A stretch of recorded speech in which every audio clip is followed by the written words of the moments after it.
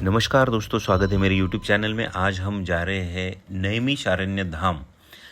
नैमिषारण्य धाम में आज हम देख रहे हैं ब्रह्मा जी का चक्र तीर्थ, व्यास मुनि की गद्दी और ललिता देवी और हनुमानगढ़ी। तो दोस्तों यह इस सब तरह धाम हम सुरेंद्र यहाँ सिंह मौजूद है, तो आप बैटरी ऑटो पे देखेंगे। बैठ चुके हैं और अभी जा रहे हैं हम चक्री क्या बोलते चक्र कुंड चक्र कुंड में जा रहे हैं। ब्रह्म मनोमय ब्रह्मा जी द्वारा ब्रह्मा जी अपने मन से उसको उत्पन्न किया था। ब्रह्मा जी ने उसको उत्पन्न किया था, ऐसा ये बोल रहे हैं। और उस चक्र पे हम जा रहे हैं। यह व्यास गद्दी श्री चक्र तीर्थ हनुमानगढ़ी माँ ललिता देवी टेम्पल है।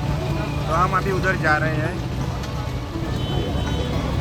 ऐसा कहा जाता है कि यहाँ पे अभी भी कलियुग नहीं है, सतयुग ही चल रहा है। 88,000 ऋषियों को सत्यनारायण व्रत कथा यहीं से स्टार्ट किया। क्या बात। यूपी की राजधानी लखनऊ के पास सीतापुर शहर में स्थित नैमिषारण्य एक पवित्र तीर्थ स्थल है। ये सतयुग से यह गंगा बह रही है। गोमती गंगा गोमती ललिता माता, ये जो शक्तिपीठ है। यहाँ पे माता आदि शक्ति माता का हृदय अंग गिरा हुआ है। शक्ति माता का यहाँ पे हृदय अंग जो होता है वह गिरा है, इसके लिए ये शक्तिपीठ कहा जाता है।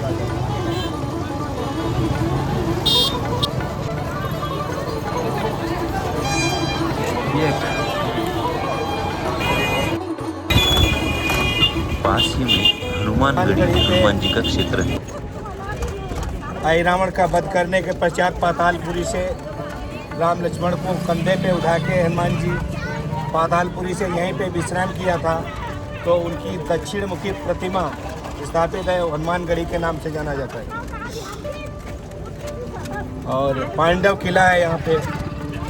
पांडव किला अज्ञातवास का समय पांडवों ने यहीं पे अज्ञातवास में जब थे 5 पांडव, तब यहाँ पे उन्होंने जंगल में अपना समय व्यतीत किया था। तो ऐसी ये पावन स्थिति है नैमिषारण्य। नैमिषारण्य आरण्य का मतलब जंगल ही होता है। यस, आरण्य बोले तो पहले जंगल ही था। अब डेवलपमेंट हो गया है, एरिया बच गया है। पहले बहुत विकराल जंगल था। हाँ। तो दोस्तों, इस तरह हम नैमिषारण्य चक्र तीर्थ पर पहुंच चुके हैं। ये जो हमें दिख रहा है ये चक्र, इसे ही चक्र तीर्थ कहा जाता है। ये बाबा भूतेश्वर टेम्पल है। कहा जाता है यहाँ पर ही महापुराण लिखे गए हैं और पहली बार सत्यनारायण की कथा यहाँ पर की गई थी। इस धाम का वर्णन पुराणों में भी पाया जाता है। इसीलिए नैमिषारण्य की यात्रा के बिना 4 धाम की यात्रा पूरी तरह से अधूरी मानी जाती है। और अब हम इस पवित्र जल में स्नान करने उतरे हैं।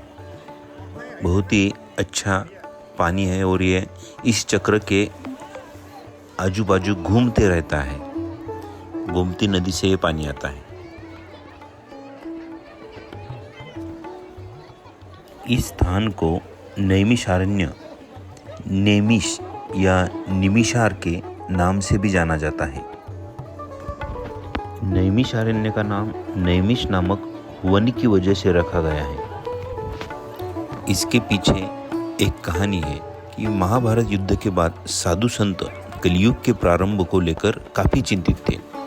इसलिए उन्होंने ब्रह्मा जी से किसी ऐसे स्थान के बारे में बताने के लिए कहा जो कलियुग के प्रभाव से अछूत रहे। फिर ब्रह्मा जी ने एक पवित्र चक्र निकाला और उसे पृथ्वी की तरफ घुमाते हुए बोले कि जहाँ भी ये चक्र रुकेगा वो स्थान कलियुग के प्रभाव से मुक्त रहेगा।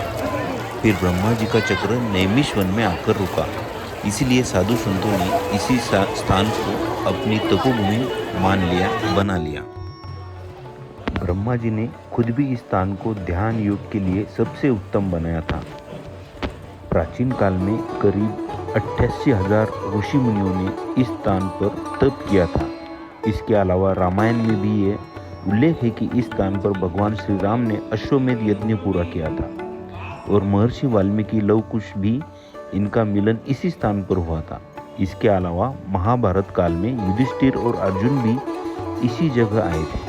महर्षि वेदव्यास जी ने यहाँ पर ब्रह्मा जी को अपनी तपोबल से साकार रूप में प्रकट किया था। इसी स्थान पर गीता, महाभारत, श्रीमद् भागवत गीता आदि ग्रंथों के बारे में अपने पुत्र श्री शुकदेव जी व अन्य सभी ऋषियों को उपदेश दिया।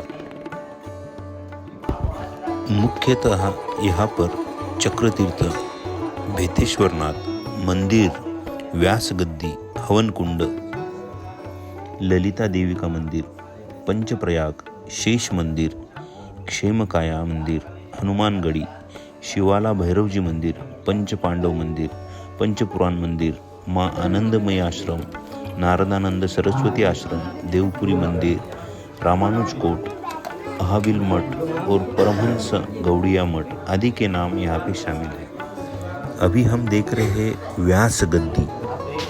व्यास गद्दी का अर्थ है व्यास का आसन या व्यास का स्थान, जहाँ कथावाचक या पुजारी वेदों और ग्रंथों का पाठ करने के लिए बैठते हैं।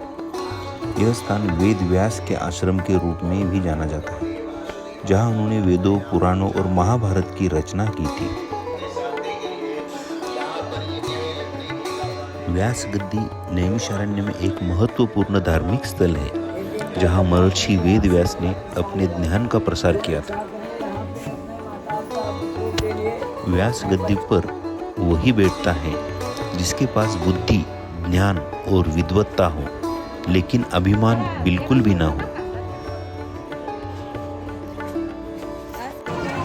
सीतापुर जिले में लखनऊ से 80 किलोमीटर दूर यहाँ पे हम आए थे। ये चक्र तीर्थ है।